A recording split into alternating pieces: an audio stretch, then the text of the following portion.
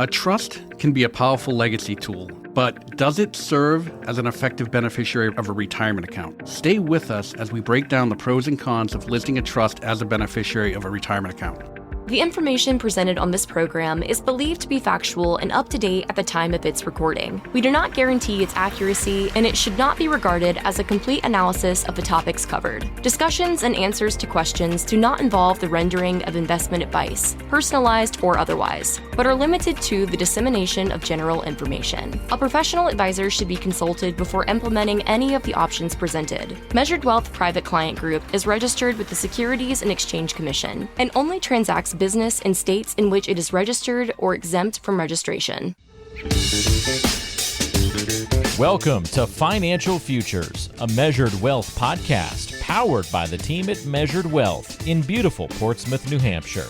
Each episode, we're bringing you fresh insights on retirement, investing, and everything you need to take control of your financial future. Whether you're preparing for retirement or already living it, we're here to help you make informed choices with confidence. To kick off today's conversation, here's your host, certified financial planner and chartered financial analyst, George Zaharopoulos. Today, I'm speaking with Claire DeLorenzo. Claire is a return guest, attorney at Forman Law, and Claire specializes in estate planning. Claire, how are you? Thanks for joining. Good morning, George. I'm doing well. How are you? Doing great. So today we're going to talk about trusts listed as, let's say, primary beneficiaries. First of all, is a trust entitled to be a beneficiary of a retirement account? So, yes, you can name a trust as a beneficiary of almost any account, depending on the financial institution that you're working with. The issue is that retirement accounts are taxed differently than other types of investment accounts, right? They're sometimes known as qualified accounts. They're qualified for tax deferral. Either you don't pay income tax when the money goes into the investment account, or like with a Roth, you don't pay income tax on the growth every year. Now, when you take that money out of those types of accounts, you end up paying some sort of tax, Roths accepted, on that money. The same thing goes when those accounts are inherited. So the 2019 Secure Act told us that spouses can inherit IRAs, 401ks, qualified assets without any kind of penalty. The spouse inherits just as the person that passed away held the account. Now, when children or other beneficiaries inherit the accounts, there are 10 years to take that money out over time. The beneficiary doesn't have to take the money out a tenth. Yep. But as they take it out, they have to pay taxes. And after 10 years, all of the account has to be drained. All of the taxes have to be paid. All right. So that's kind of the background on people inheriting these accounts. Now, the 2019 Secure Act does not say that trusts don't get the 10-year stretch, but a lot of financial institutions I've run into personally, other attorneys at my firm have, they've started to say that the IRS is going to be changing the rules in anticipation of that. Trusts don't get the 10-year stretch that people get. Now, if a trust is a look-through or a see-through trust, which, you know, it has to say so within the trust document, it should get the 10-year stretch. And the trust that we draft and the new provisions we've added say so. But would the beneficiary still have to be an eligible designated beneficiary? So that's where we kind of run into the issue, right? So ideally with clients, I say, you know, you want the spouse first if you have one. Kids second. Caveat is that beneficiary able to receive that money outright? Is it a good idea to give them the money outright? So things like minor children can't receive those assets outright. Children with disabilities that are receiving government benefits definitely want to put it through a trust to get those protections in that case, as long as your trust provides. And then also beneficiaries that shouldn't receive funds outright, like substance use issues, someone with a severe spending problem, spendthrift, we call them. So those are situations where, yes, you would want a trust as a beneficiary, but otherwise, if we're talking tax-wise, it can be more beneficial to have the person as the beneficiary, if that makes sense. Yes, absolutely. So the Secure Act of 2019 really minimized using an IRA as a legacy tool, basically eliminated the stretch provision for, not for everyone, but basically eligible designated beneficiaries are still able to stretch the IRA withdrawals. And by stretch, what we mean is they can take out minimum withdrawals on an annual basis. That's based on an IRS calculation that they can do over their lifetime versus being subject to the 10-year rule that was put in place. So you mentioned a couple good reasons for having a trust as a beneficiary, for possibly creditor protection, for minors, for disability, for individuals who may not spend their money correctly. And basically, that gives someone, an account owner, I guess you could say, some post-death control over how those assets are kind of used by the beneficiary, correct? Exactly, yeah. I mean, a trust is just an agreement that you're making that whatever it holds is controlled by the rules that you set up. So if an IRA or any account is funneled through that trust, through that agreement, it's subject to those rules that you set up ahead of time. So, of course, if we have, like I said, minor children, disabled children, or, beneficiaries in general, a beneficiary that can't really receive money because of addiction or other issues, a trust is definitely a valid beneficiary in those cases. One thing that we sometimes do recommend, if there are minor children, or if maybe a beneficiary could straighten their act out in the future, we don't know, is, have the spouse first or the trust first, depending on if you have a spouse or not, trust second, and then if they allow a tertiary beneficiary, the company, depends on where the IRA is held, the child or beneficiary could be listed as a tertiary beneficiary. That way, if at the time of distribution, the trust is a really bad idea tax-wise, right? Like you're going to lose all of the taxes at once, and the kids are now grown up and they can handle the money themselves. The trustee of the trust could then disclaim, could say no thank you at the second juncture, send it down to the third beneficiary, which is the kids, and that way they can receive the money maybe at a better tax advantage than the trust. Same thing goes, I'll say normal situation, kids are grown up, we're not worried about them receiving money, spouse first, kids second, trust third could be an option for people, same way that we did kids third on the last one. The kids receive the money automatically, but if someone is going through something like a lawsuit, a divorce, some sort of big issue, they can disclaim at that second beneficiary, go to the third, it's the trust. Maybe there's going to be a not so advantageous tax outcome, but at least the whole asset isn't lost to that litigation. Okay. Right. What's been the big difference between pre-Secure Act and post-Secure Act? What's been the big difference in beneficiary planning, pre and post that act? Sure. So pre-Secure Act 2019, again, any beneficiary receiving an inherited IRA, 401k, any type of qualified account, they were able to adjust the distributions to when they would normally receive RMDs, required minimum distributions. So if a beneficiary was 35 years old, that IRA would continue to grow and, be subject to market changes until that beneficiary reached retirement age, when they would start receiving distributions. It would be considered normal income for that person at that point, and they would basically inherit it as if they had been the person that originally started the account. Now, post-Secure Act, that rule only applies to spouses. So spouses inherit IRAs, 401ks, Roths as if they are the person that started it. They take RMDs when they are ready to take RMDs or when they're required to.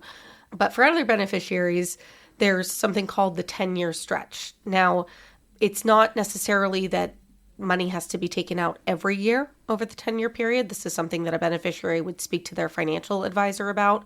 When does it make sense to withdraw the money? Again, it doesn't have to be a tenth. You take the money out, the beneficiary takes the money out when it's most beneficial for them income tax-wise. There are some schools of thought. People say take it out a little bit every year. Don't put yourself over your next income tax bracket.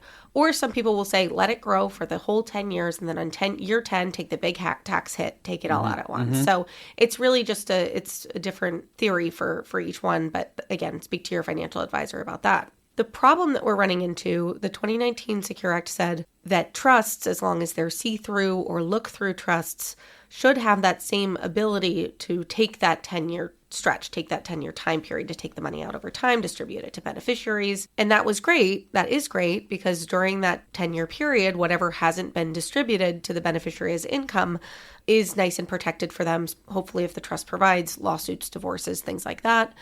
However, we've run into some issues in recent years. There's been some anticipation of financial institutions that the IRS will be changing that 10-year stretch rule for trusts. Like I said, in anticipation of that, they're requiring that all of the taxes be paid at once if the trust is a beneficiary. Now, not all institutions are doing this. Like I said, only some, but I'm not quite sure which ones. They are always changing the rules. That's interesting.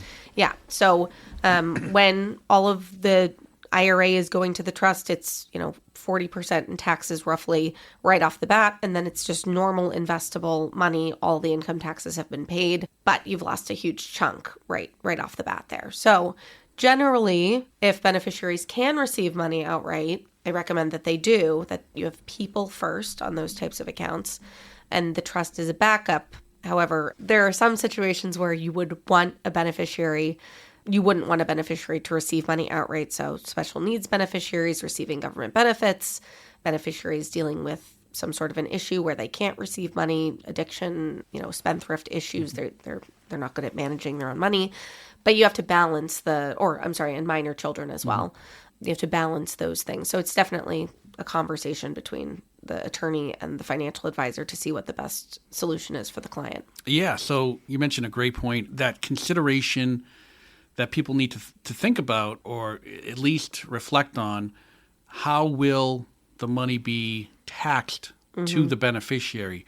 So there's a little bit of pre-planning for that as well. You might have a beneficiary, children they're very successful, have high incomes, and inheriting those funds, even if they divide it over a 10-year period, could put them into a higher tax bracket. So there's even, strategies to consider, like Roth conversions. There's strategies to make sure that you have maybe enough life insurance in place to kind of cover those taxes to the beneficiary. So there is a lot of thinking, beforehand about, your beneficiary. And just for our audience, just to define a eligible designated beneficiary, since the Secure Act was put in 2019. So for anyone who passes away in 2020 or later, with regard to the stretch provision, an eligible designated beneficiary would include a spouse, anyone who might be within 10 years of age of the decedent, a minor under the age of 21, someone who qualifies as disabled, and someone who qualifies as chronically ill.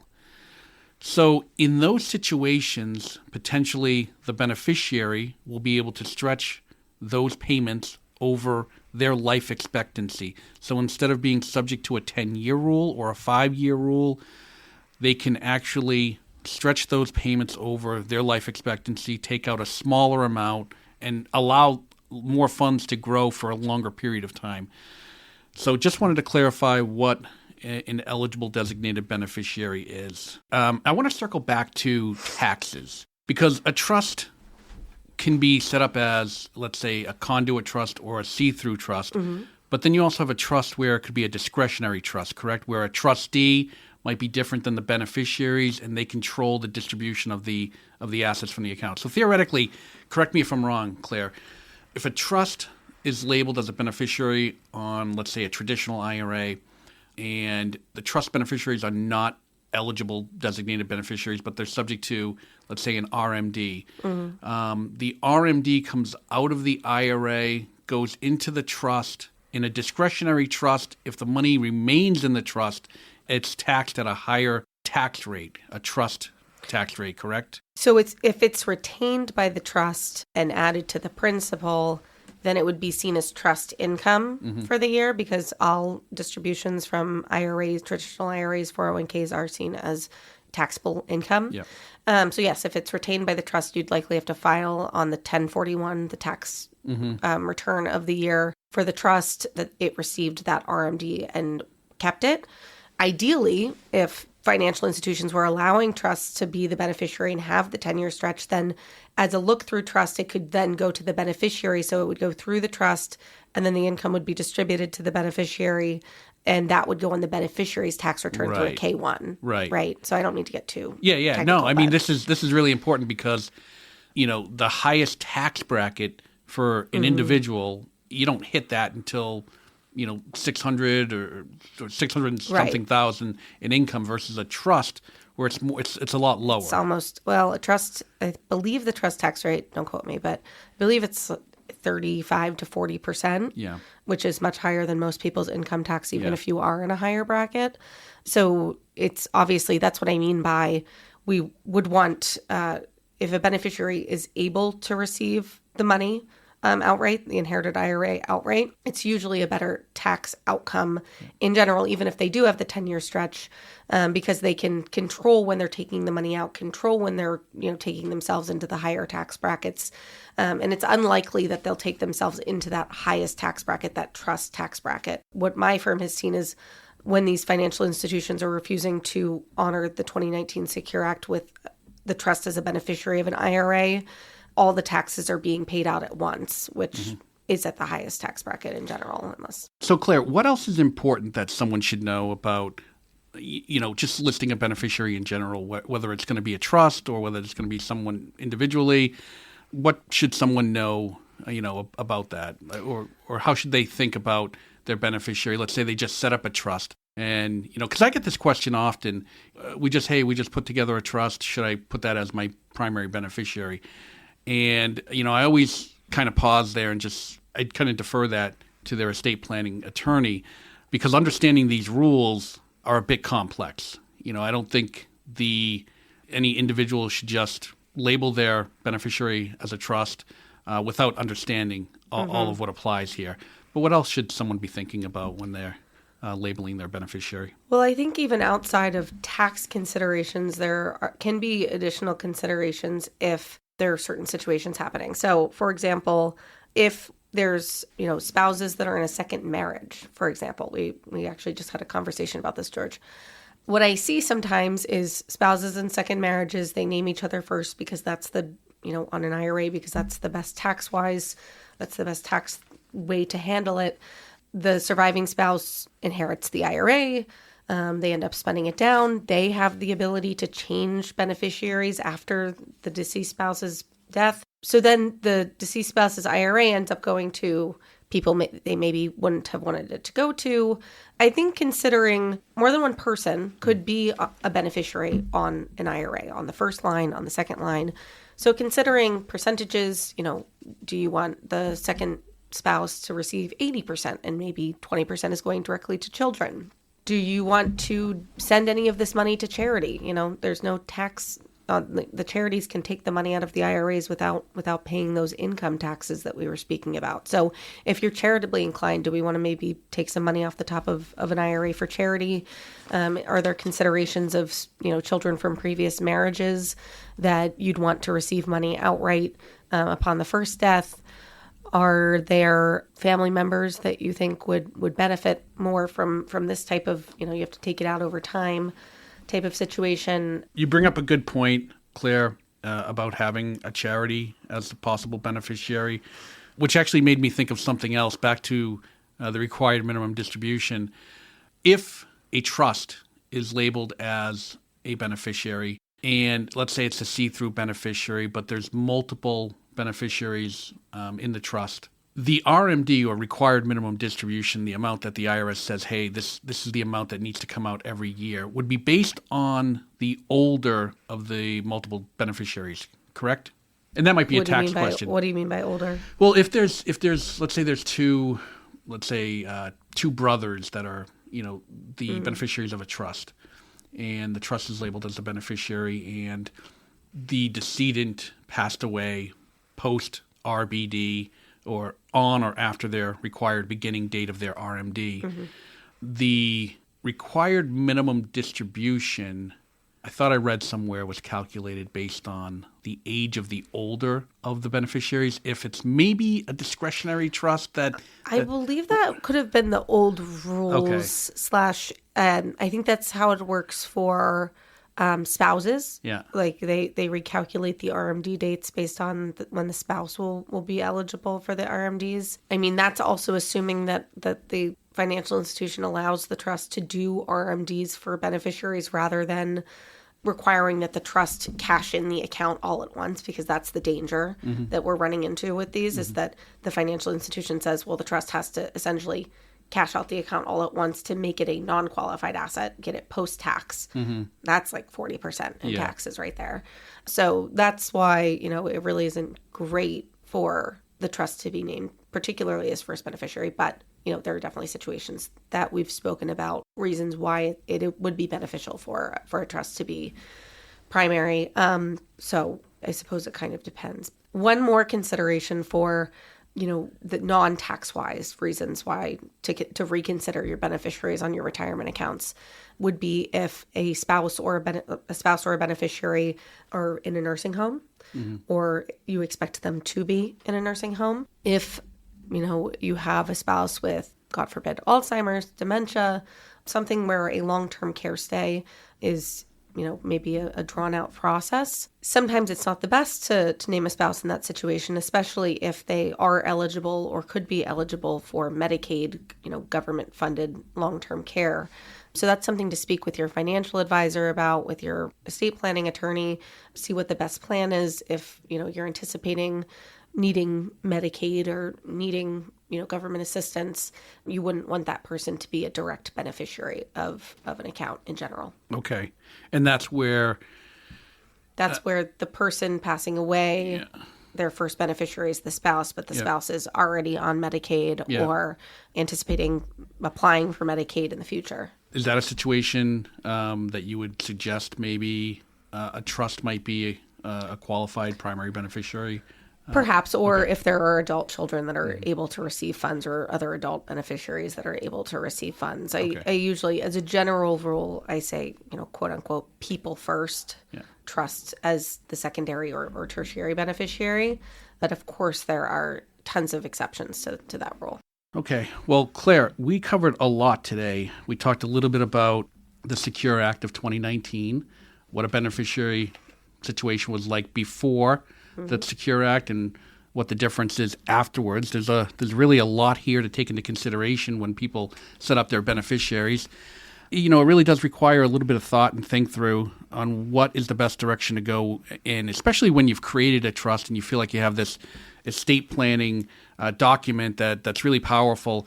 And, a lot of people probably want to put that as their beneficiary, but it's really, really something they should sit back and think about before they actually do that, because there's been some changes regarding the stretch provision, the way retirement funds are inherited, and the way that they're taxed by the to the beneficiary.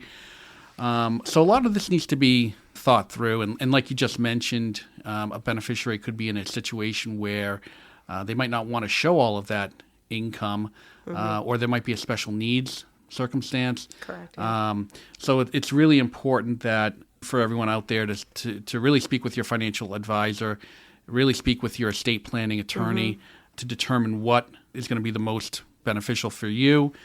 Claire, one more question. For someone who has their trust labeled as a primary beneficiary, maybe they set it up years ago, haven't really looked at it, haven't given any thought about their beneficiaries since then, what would you recommend to those folks? Well, first of all, if it's been a few years since you've talked to your estate planning attorney, maybe it's before 2019 when this whole 2019 Secure Act came out, I think it could be a good time to talk about updates. Our firm specifically, we've updated our retirement benefits section of our trusts to account for the changes that the Secure Act made. So I think it's worth a conversation at the very least to see what is the attorney recommending at this point. Does it align with what your financial advisor would advise? So I think it's a good time, if you haven't looked at your trust in a while, to look for some updates. Claire, I want to thank you for joining me today. Absolutely. Always a pleasure. I hope we do a lot more podcasts in the future. And thanks, everyone, for tuning into Financial Futures, a Measured Wealth podcast. If you enjoyed today's episode, be sure to follow or subscribe on your favorite podcast app so you never miss an update. Want to learn more or get in touch? Head over to measuredwealth.net, where you'll find prior episodes, helpful financial planning guides, and more. You can also call us at 603-431-1444 or email at info@measuredwealth.net. That's info@measuredwealth.net. Thanks again for listening, and remember, the future will someday be the present.